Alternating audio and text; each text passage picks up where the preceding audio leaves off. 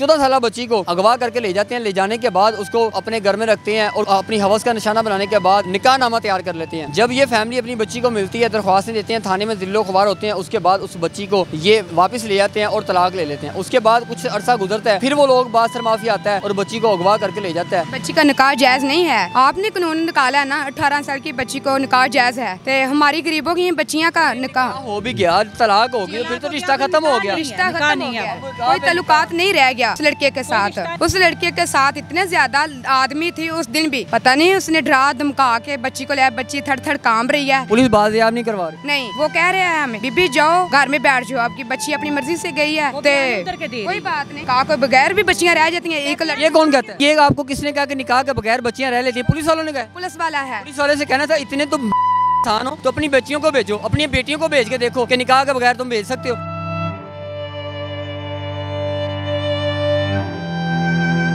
अस्सलाम वालेकुम, मैं कदीर खान हूँ, आप देख रहे हैं तस्वीर मीडिया। हमारे लाहौर के आसपास के जो इलाके हैं, लाहौर के अलावा उनमें भी यही कुछ हो रहा है कि जो मर्ज़ी बासर माफ़ी आते हैं और आके जिसको मर्ज़ी उठाते हैं, जो मर्ज़ी करते रहते हैं, कोई पूछने वाला नहीं है। ये मेरे साथ जो फैमिली मौजूद है, इनकी 14 साल बच्ची को अगवा करके ले जाते हैं। ले जाने के बाद उसको अपने घर में रखते हैं और अपनी हवस का निशाना बनाने के बाद निकाह नामा तैयार कर लेते हैं। जब ये फैमिली अपनी बच्ची को मिलती है, दरख्वास्तें देते हैं, थाने में जिल्लो ख़बार होते हैं, उसके बाद उस बच्ची को ये वापस ले जाते हैं और तलाक ले लेते हैं। उसके बाद कुछ अरसा गुजरता है, फिर वो लोग बासर माफ़ी आता है और बच्ची को अगवा करके ले जाता है और उसको अपनी हवस का निशाना बनाया जा रहा है। फैमिली पर तशद्दुद किया गया है। फैमिली के साथ आके कैसे सारा उन्होंने सब कुछ किया, इनसे जानने की कोशिश करते हैं। अस्सलाम वालेकुम। वालेकुम सलाम। मुझे बताएं किस तरीके से वो बच्ची को लेके गए, उसके बाद आपने घर वालों ने मना नहीं किया? फैमिली कोई नहीं थी वहाँ पे? नहीं, इकरा सी, इकरा का पापा थे, मामा सी, ये दोनों। इकरा का जो पापा है वो साईं लोग है, वो अक्ल का पूरा है, इतना शियार नहीं है, सुधार है। आए ने 7 लोग, इसने मारा पीटा, रात 10 बजे का टाइम था, इसने मार पीट के इकरा को बहुत ज़्यादा मारा पीटा, आपी को भी इकरा के पापा नु, इकरा दी मामा नु बहुत शिद्दत से मारा पीटा। इकरा की मामा के कपड़े सारे फट गए, इकरा के पापा के भी।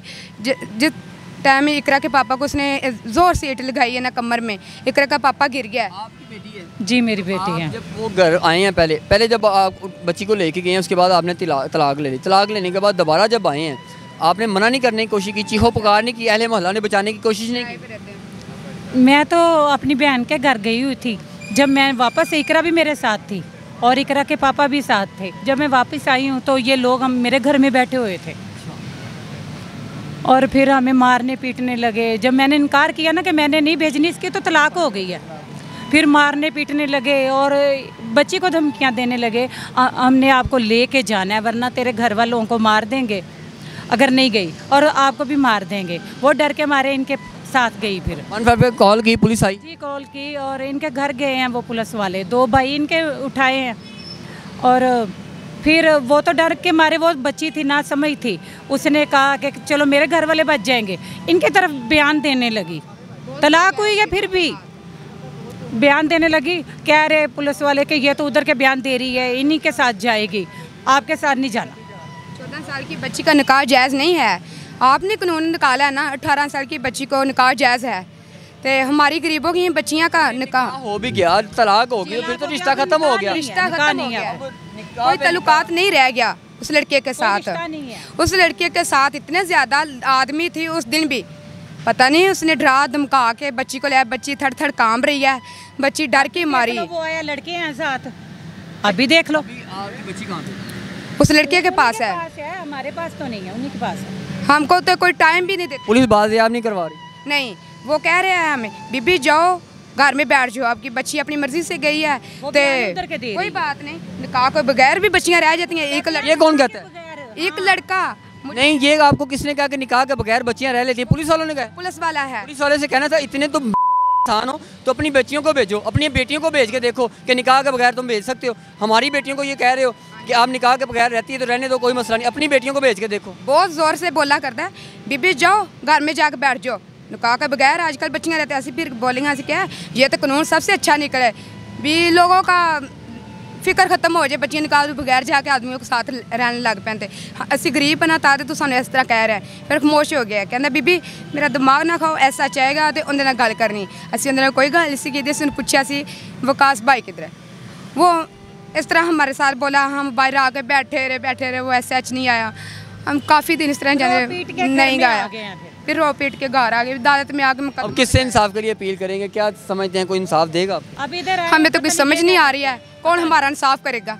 क्यों हमारी तो इतनी पहुंच ही नहीं है। अभी भी मुझे ब्लैकमेल कर रहा है वो लड़का, थाने में हम गए हैं जी, वो बुला रहे हैं उधर जाओ। 4 बजे का टाइम है, तो 4-5 दिन पहले उस ठानदार हमने जाकर सारी बात बताई है, भाई ये बात हुई है, हमारा तो इसके साथ झगड़ा हुआ नहीं, इसने हमको मारा है, कपड़े फाड़े हैं, हमारा नाम थोप दिया इसने। आपने सारी बात सुनी है, इनको तशद्दुद का निशाना भी बनाया गया है, अब इनको मारने की धमकियां दी जा रही हैं, मुख्तलिफ जगहों से इनको कॉलें करवाई जा रही हैं, थानों से कचहरियों से आगे पीछे से डराया धमकाया जा रहा है कि अगर आपने अपनी बेटी को वापस लेने का तकाजा किया तो हम आपको जेल में भिजवा देंगे, आप पे मुकदमे दर्ज करवा देंगे, आप पे FIR हो जाएंगी। पुलिस भी उनका साथ दे रही है। ये भी सोचने वाली बात है कि पुलिस को चाहिए कि मजलूम फैमिली को इंसाफ दिलाएं, इनकी 14 साल जो बची है इनको रिकवर करवा के इनके हवाले करें, ना कि उन लोगों का साथ दें जो बच्चियों को उठा के लेके गए हैं। पैसों के लिए सब कुछ किया जा रहा है। सब बात आपने से इनकी सुनी है कि सिर्फ ये गरीब लोग हैं इसलिए इनको इंसाफ नहीं मिल रहा। DSP ऑफिस में सुबह से आके जिलो खबार हो रहे हैं, लेकिन DSP साहब के पास भी कोई सुनवाई नहीं हो रही। इसी के साथ में मेज़बान को गुजारिश है मेरी बच्ची बरामद कीजिए और मुजरमों को सजा दीजिए, सख्त सजा दी जाए।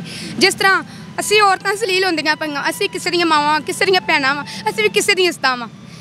असी नहीं इस ते कदी इस तरह दे कम्मां विच आईयां ही नहीं, न ठाणे न कचहरियां मजबूरी का फायदा उठा रहे ने, हालात ने इस तरह सानू रोडों पे ले आंदा है। बच्चे घर में भूखे प्यासे बड़े, कोई बच्चे घर रो रहे हैं, भूखे हैं, प्यासे हैं।